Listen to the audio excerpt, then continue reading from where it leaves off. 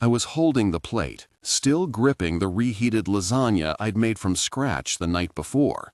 She had mentioned missing real food, so I put in the effort. But there she stood in the hallway, lipstick too bright, dress too tight. None of it meant for me. I knew that immediately.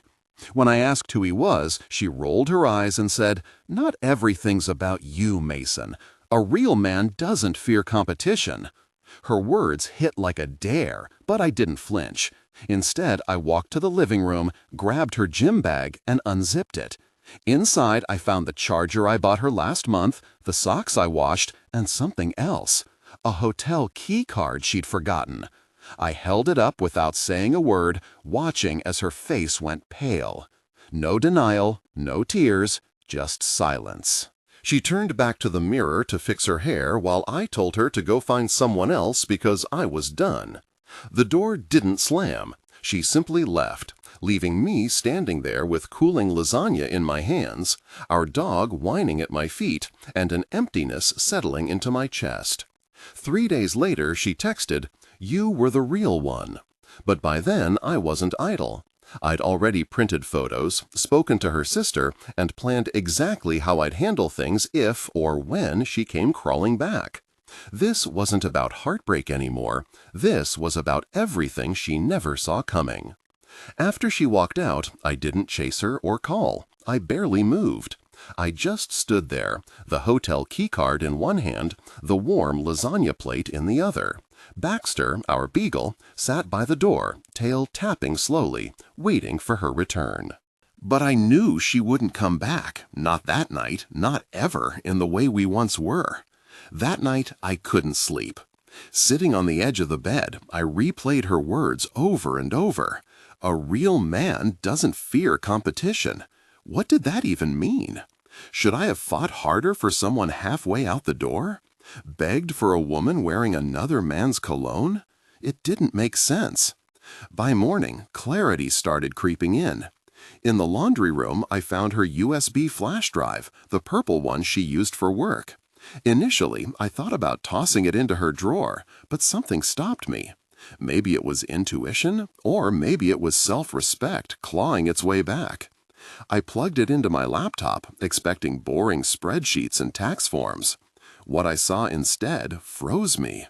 Folders labeled Travel Chicago, Client Dinner PH, Jeff birthday pics. Clicking through them revealed dozens of videos. Some were from her phone, others clearly weren't, but none featured me. In one video, she laughed uncontrollably in the passenger seat of a car I didn't recognize. The betrayal stung deeper than I imagined possible. Yet, oddly enough, it also ignited something within me, a resolve I hadn't felt in years. For too long, I let myself believe I needed to prove my worth to someone who couldn't see it. Now, staring at those files, I realized I deserved better. So I began making plans, not out of revenge, but out of necessity. If she returned, I'd be ready, not to take her back, but to ensure she understood the gravity of what she lost. And if she didn't return, well, I'd rebuild anyway. Because sometimes walking away isn't failure, it's freedom. The camera shifted to the driver, a man with a chiseled jawline, dark sunglasses, and the same watch she once told me was gifted by a random vendor. I sat frozen as she leaned toward him, planting a soft kiss on his cheek before whispering something that made him smirk. His words hit like a punch. "Don't worry, Mason's too soft to notice." And then she laughed, that laugh I hadn't heard in months, light and carefree. My fingers hovered over the laptop keys for a moment before I shut it closed. The room felt suffocating, not from pain, but from sudden, piercing clarity. It all clicked into place. The late nights at work, the retreats she insisted were mandatory, the gym bag always zipped shut, even her recent need for space. I didn't scream or cry. Instead, I opened a new browser tab and logged into our joint bank account. Screenshot after screenshot, I documented every detail. Then I moved to the shared cloud folder where we stored receipts and important documents. Downloading everything methodically, I began building my own archive. A reality check, proof of who I was and what I contributed. If she planned to walk away, I wanted her to remember exactly what she left behind. 3 days later, the text came. Short, cold, and final. You were the real one. No apology, no regret, just those 6 words hanging in the air like an epitaph for a relationship she had already buried. She thought that would be enough, but she underestimated me. I didn't reply. Instead, I stared at the screen while sipping cold coffee, the same cup I'd reheated twice already, and let the weight of her message sink in. Her words echoed in my mind. You were the real one. A eulogy delivered without remorse, as if she believed labeling me the better person somehow absolved her actions. I knew better than to respond while emotions ran high, tangled like live wires ready to spark. So instead, I acted, quietly, deliberately.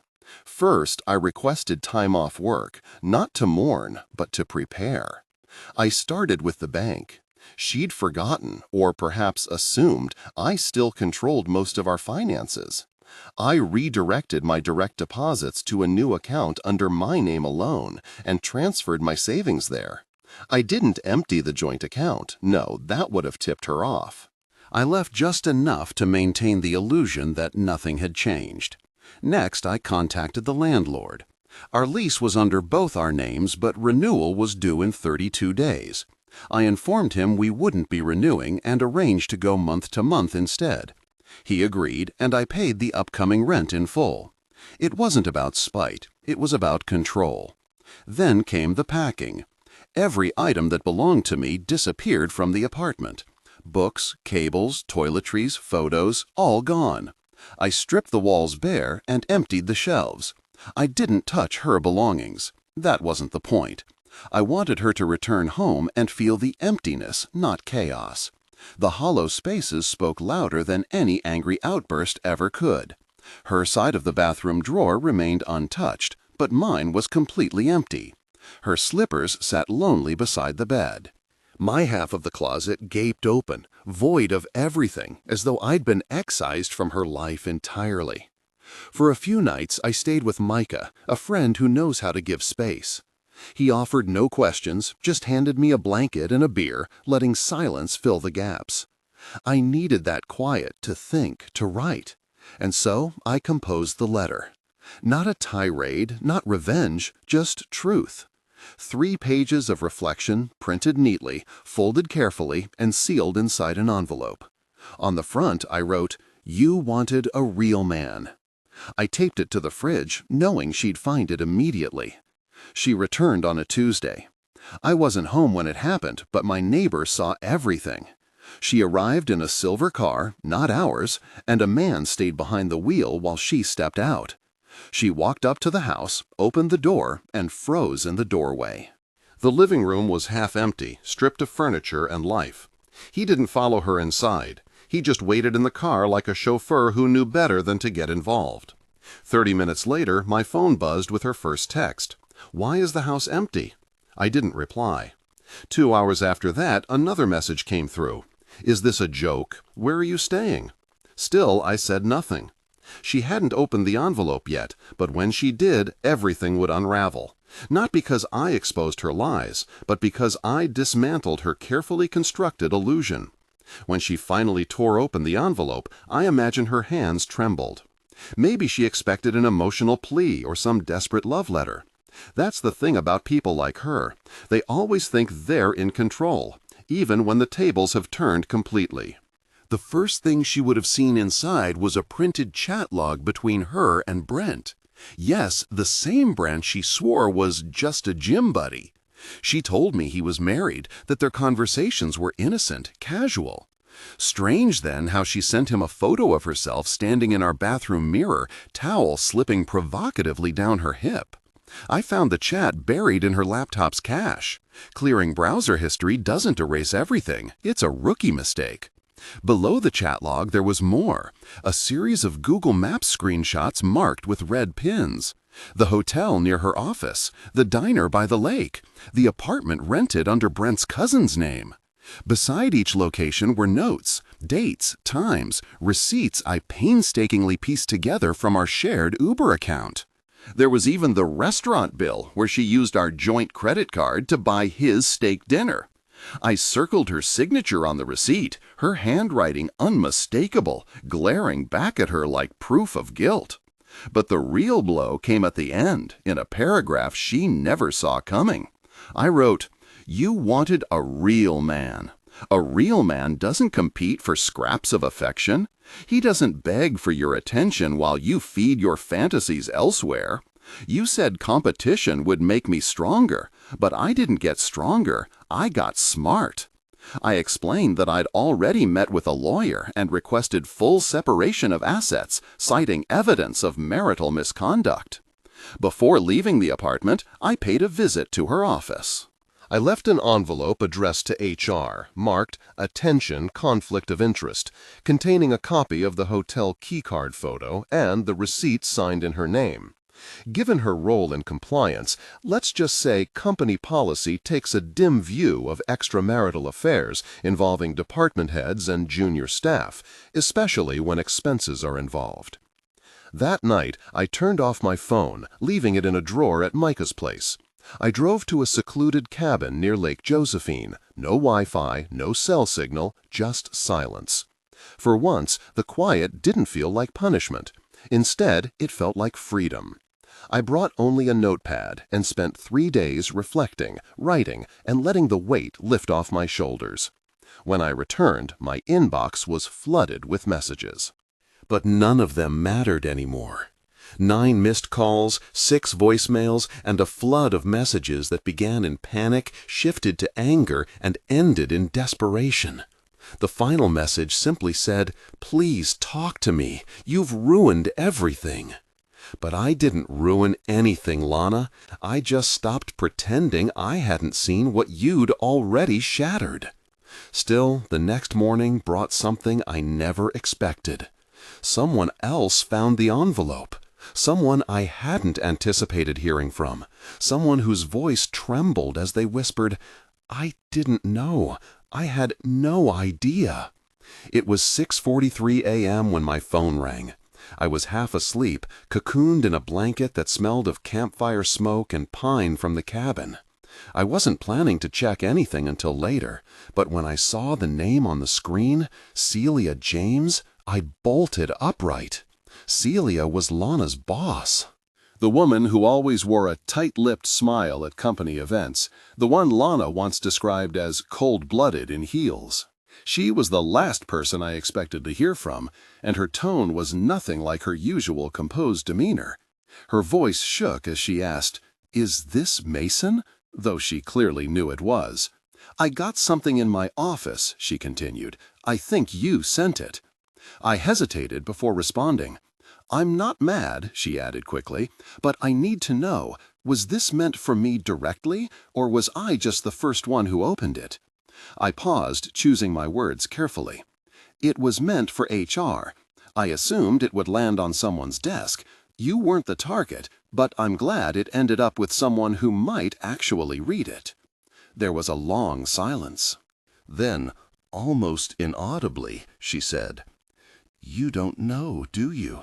"What?" I asked, suddenly unsure who was about to drop the next bombshell.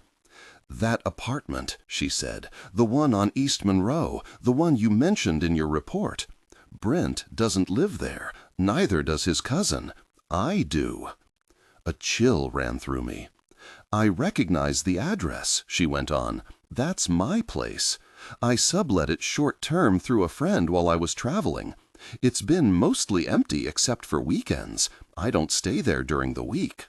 My mind raced.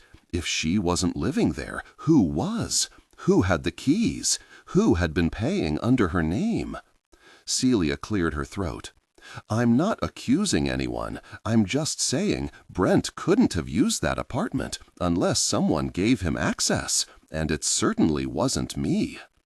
The next 30 minutes were a blur.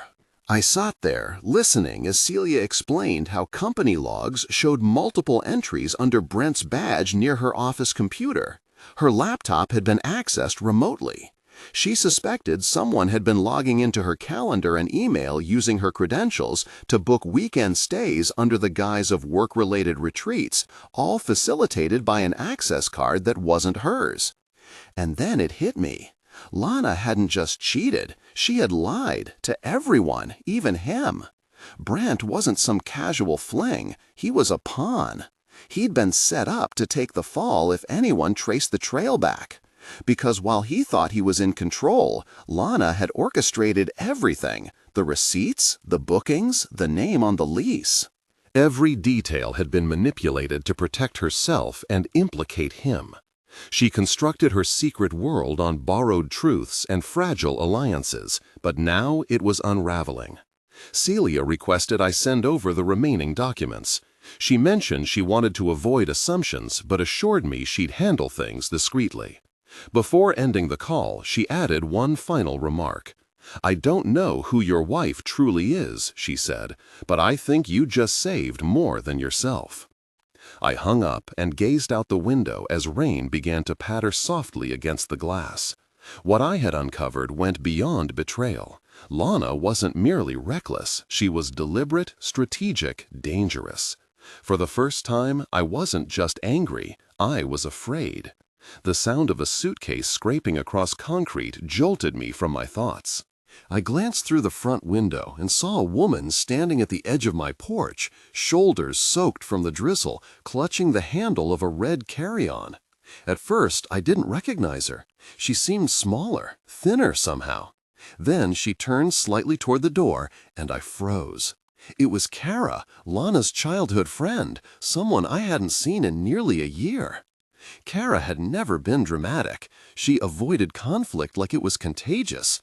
So when she knocked, not lightly, but with an urgency that demanded attention, I knew something was wrong. I opened the door slightly. "I'm not here to fight," she said before I could speak, "but I need to tell you something, and I didn't want to do it over text." She stepped inside without waiting for an invitation. Her jacket dripped onto the doormat as she scanned the empty living room, searching for any trace of Lana. After a moment, she exhaled softly, relieved. "I left her," Kara said. "You left Lana?" I asked, confused. She let out a dry, humorless laugh. "No, not like that. I mean, I left her apartment. I've been staying with her for weeks. I thought I was helping. She said she needed space to think, to escape the pressure. She made it sound like you were suffocating her, being possessive, watching her every move." I stayed silent, letting her continue. "She's good at that, isn't she?" Kara said bitterly, referring to Lana's ability to manipulate. I nodded slightly, careful not to interrupt whatever she was about to reveal. I could sense it coming, a confession, a betrayal, or perhaps both. "She's been lying to everyone," Kara continued. "To you, to me, to Brent, even to her sister. You weren't imagining things. You weren't crazy. She used my car one night, claiming she was going grocery shopping. She returned 3 hours later with smeared lipstick and a smirk. I knew. I just didn't want to see it. I felt the blood drain from my face. Why are you telling me this now?" "Because I found your envelope," she replied, "the one she tried to hide. She thought I was asleep and attempted to burn it in the sink. She only got through the first page before I walked in. I read the rest, every word." I stared at her, stunned. "So now what?" Kara pulled a folded piece of paper from her coat pocket. "There's something else. Lana kept a second phone." The truth lay hidden within the lining of her suitcase. I searched through it, uncovering a trove of evidence: printed screenshots, text exchanges, and transcriptions of voice memos.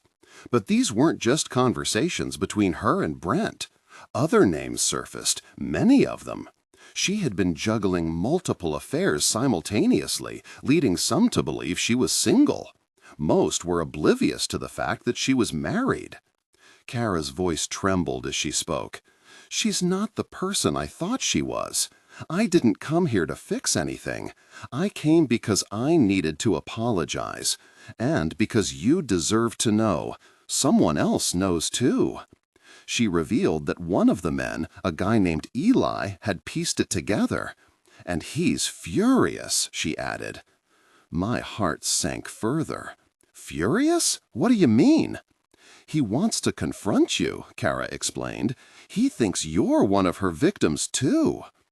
She told him you were her abusive ex. A chill crept over me. This stranger, this man named Eli, knew my name and face, but nothing of the truth.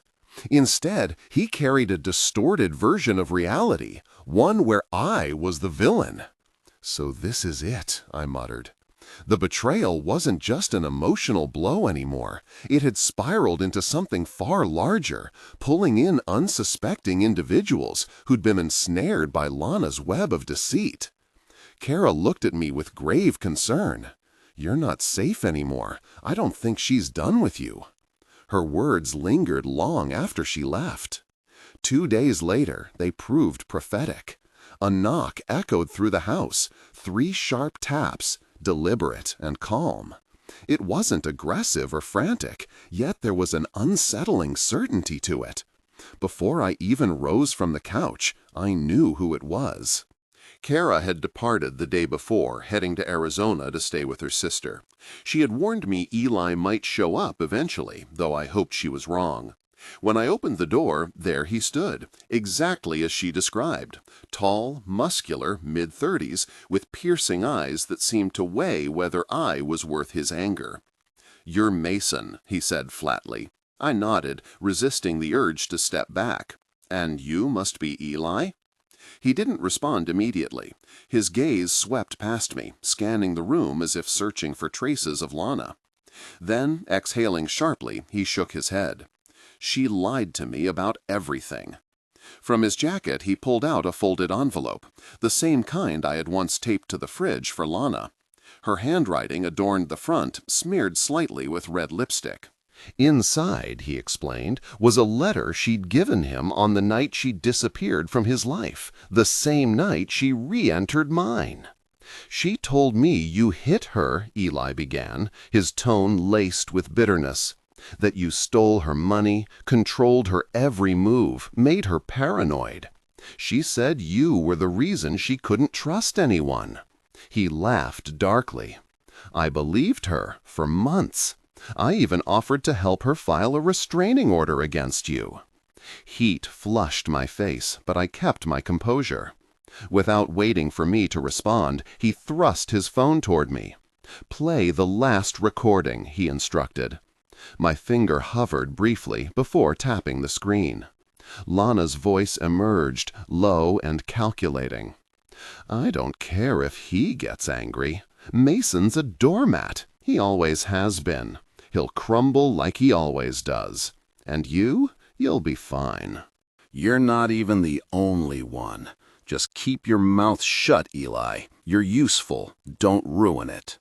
I returned the phone, nausea churning in my stomach. Suspecting betrayal was one thing. Hearing it confirmed aloud, cold and unapologetic, was another entirely. Calculated, cold, almost mechanical, like she was orchestrating a corporate takeover instead of destroying lives. "I didn't know," Eli murmured, his voice barely audible. "She told me I was the only one, swore she left you because you were dangerous, made me think I was rescuing her." I stared into his eyes. "You weren't the first, not even close." He pressed his palms against his face and leaned back on the porch railing. "There's more," he admitted. "She kept a hidden email account. I hacked it. She's planning to sue you for emotional distress." My jaw tightened. "What? She's been fabricating evidence, edited messages, staged photos. She wants to paint you as abusive, make herself look like the victim so she can walk away clean, maybe even take money from you." A bitter laugh almost escaped me. "That's insane. She's the one who walked out. She's the one who betrayed us both." Eli nodded grimly. I get that now, but courts don't care about truth, they care about what looks true. We sat in silence for a moment before he finally spoke again. I'm not here to fight. I'm here to give you everything I have. Emails, texts, call logs, voice memos. I've already started gathering it all. I want her out of my life as much as you do. For the first time since this nightmare began, something shifted inside me. Not relief, not hope, but clarity. Lana wasn't reckless, she was strategic. But she made one critical error, underestimating the people she manipulated. I'll take everything you've got, I told him firmly, and I'll make sure no one else gets hurt by her. He nodded, then turned and headed back to his car. As I closed the door behind him, I noticed the small flash drive he'd slipped into my hand without saying a word. I hadn't even realized he'd done it until now. That tiny object contained the final piece needed to dismantle her carefully constructed web. The night Eli handed me the flash drive, sleep eluded me. Not because of anger or sadness, though those emotions had long since burned themselves out.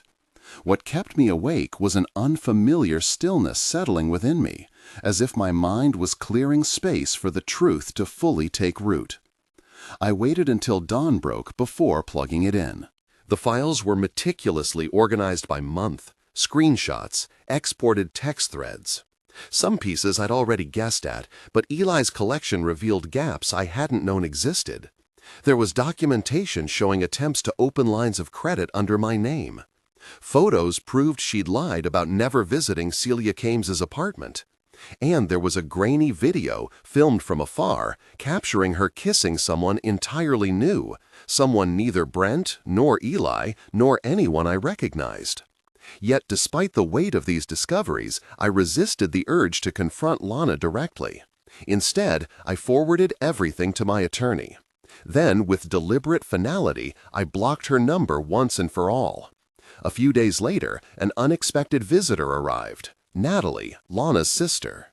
She carried a brown envelope and a half-eaten container of lemon cookies, Lana's favorite. Her expression was uneasy, as though standing on my doorstep embarrassed her. "She said you'd never understand," Natalie began softly. "But I've known her since she was 5. I always sensed that something wasn't right. She had a talent for twisting narratives, but this time it all fell apart too quickly." She handed me an envelope. Inside was a letter written in Lana's handwriting. Yet this one felt different. It wasn't cocky or controlling. Instead, it was subdued. "You were always kind, patient, present," it began.